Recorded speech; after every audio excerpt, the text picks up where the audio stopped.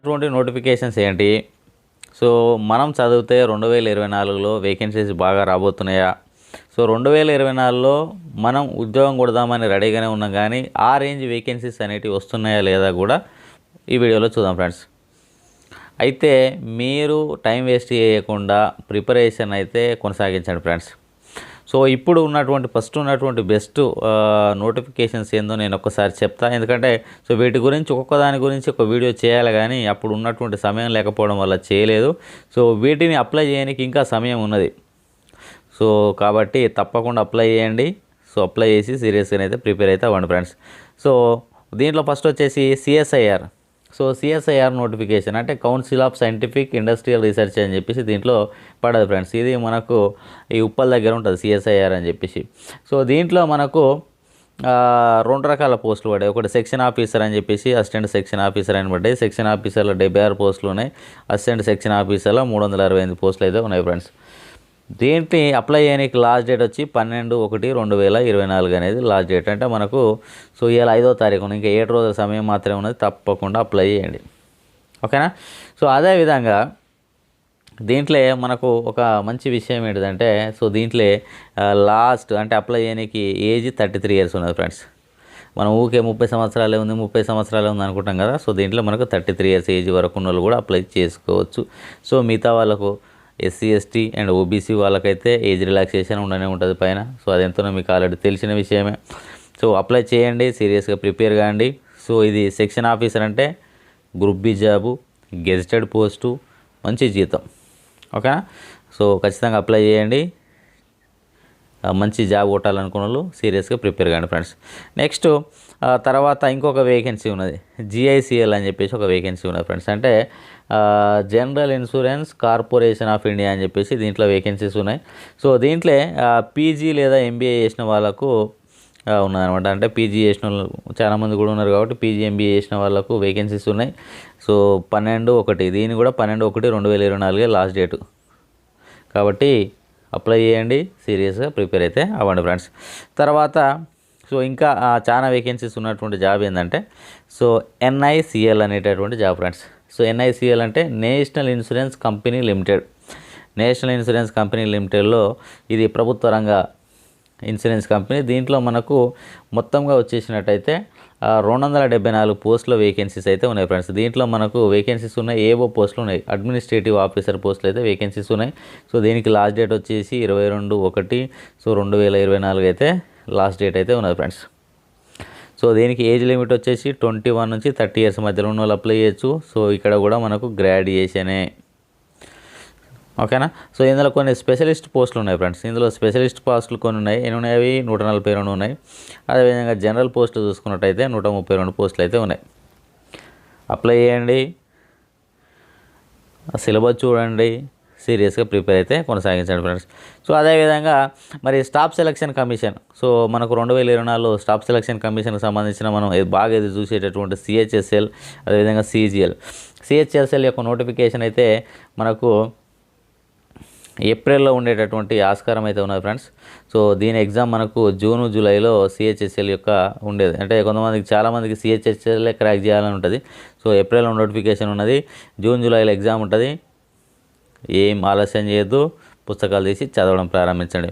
Next CGL, ఓకేనా. So, CGL చాలామందికి dream job friends. So, దీంట్లో సిజిఎల్లో మనకు దీని యొక్క నోటిఫికేషన్ వచ్చేసి మనకు జూన్లో వస్తుందని చెప్పి చెప్తా ఉన్నారు. సో, ఎగ్జామ్స్ అనేవి సెప్టెంబర్లో ఉండేటటువంటి ఆస్కారం ఉన్నది. సో, సిజిఎల్ ఎగ్జామ్ క్రాక్ చేయాలంటే మినిమం 6 నెలల ప్రిపరేషన్ అనేది చాలా అవసరం. సో, మీరు ఇప్పటి నుంచి ప్రిపేర్ అయ్యారనుకో సో ఖచ్చితంగా సిజిఎల్ని అయితే క్రాక్ చేయొచ్చు అనమాట, ఓకేనా. నెక్స్ట్ సరే, ఇక బ్యాంక్స్ సంబంధించిన విషయానికి వచ్చినట్టయితే బ్యాంకులో ఏమేమి నోటిఫికేషన్లు ఉన్నాయి 2024లో ఉండబోతున్నాయి. సో, బ్యాంకుల విషయానికి వచ్చినట్టయితే బ్యాంకులో క్లర్క్స్ ఉంటాయి ఫ్రెండ్స్. క్లర్క్లో మనకు కమర్షియల్ బ్యాంకుల క్లర్క్స్ ఉంటాయి. సో, ఐబీపీఎస్ పిఓ ఎగ్జామ్ ద్వారా, ఓకేనా. సో, ఐబీపీఎస్ ఎగ్జామ్ ద్వారా దాంట్లో క్లర్క్లలో కమర్షియల్ బ్యాంక్స్ ఉంటాయి, అదేవిధంగా ఆర్ఆర్బీకి సంబంధించినవి ఉంటాయి. అదేవిధంగా పీఓ ఎగ్జామ్ల కమర్షియల్ బ్యాంకుకి సంబంధించినటువంటివి ఉంటాయి, లేకుంటే ఆర్ఆర్బీకి సంబంధించినటువంటి పీఓ ఎగ్జామ్స్ కూడా ఉండేటటువంటి ఆస్కారం అవుతుంది. నెక్స్ట్ ఆర్బీఐకి చూసినట్టయితే ఆర్బీఐలో మనకు గ్రేడ్ బి పోస్టులు ఉన్నాయి.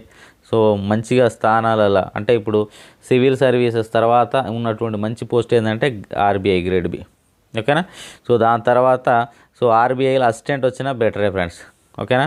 సో వేరే బ్యాంకులలో మనం పీఓ జాబ్ కొట్టే బదులు ఆర్బీఐలో అసిస్టెంట్ జాబ్ కొట్టుకున్నా గ్రేటే. నెక్స్ట్ నాబార్డ్లో మనకు మళ్ళీ 2 రకాల వేకెన్సీస్ వస్తాయి. నాబార్డ్ గ్రేడ్ ఏ వస్తుంది, నాబార్డ్ గ్రేడ్ బి వస్తుంది ఫ్రెండ్స్. సో నాబార్డ్లో గ్రేడ్ ఏ పోస్టులు కొంచెం ఎక్కువనే ఉంటాయి కానీ గ్రేడ్ బి చాలా తక్కువగా ఉంటాయి. సో వాటికి కూడా మనం ప్రిపేర్ అయితే అవ్వచ్చు.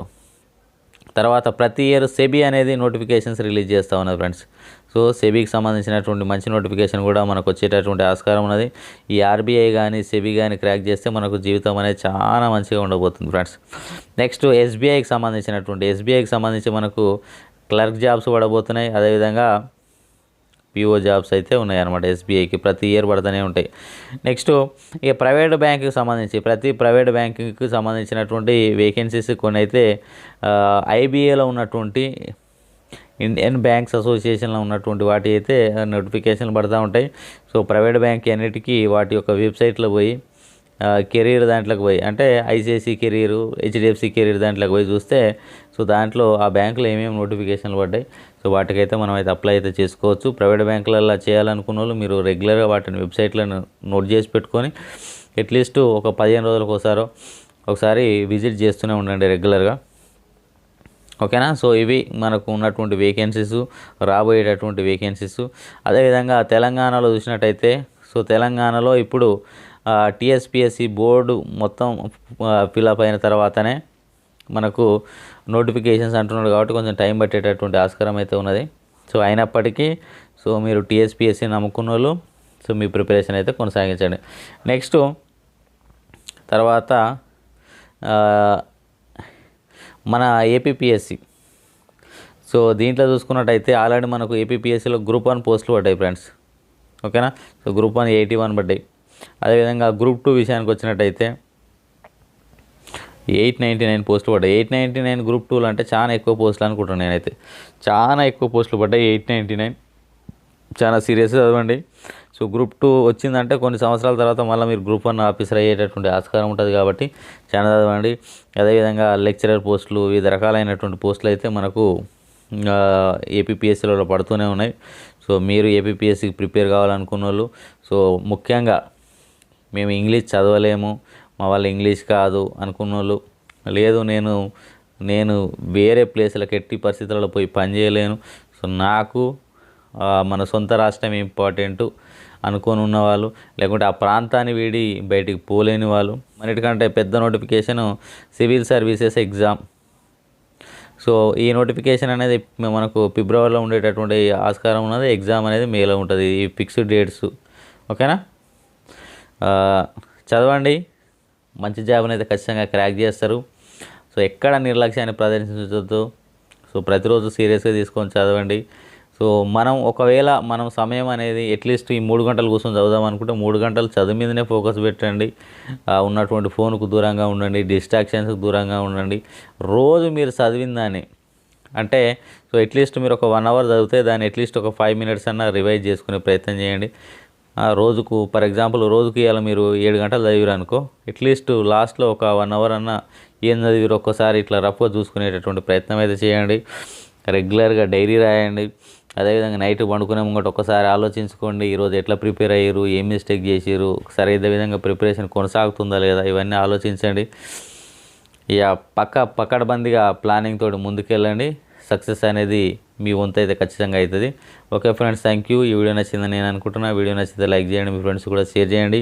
సో మన యూట్యూబ్ ఛానల్ కొత్తగా చూస్తున్న వాళ్ళు తప్పకుండా సబ్స్క్రైబ్ చేసుకోండి.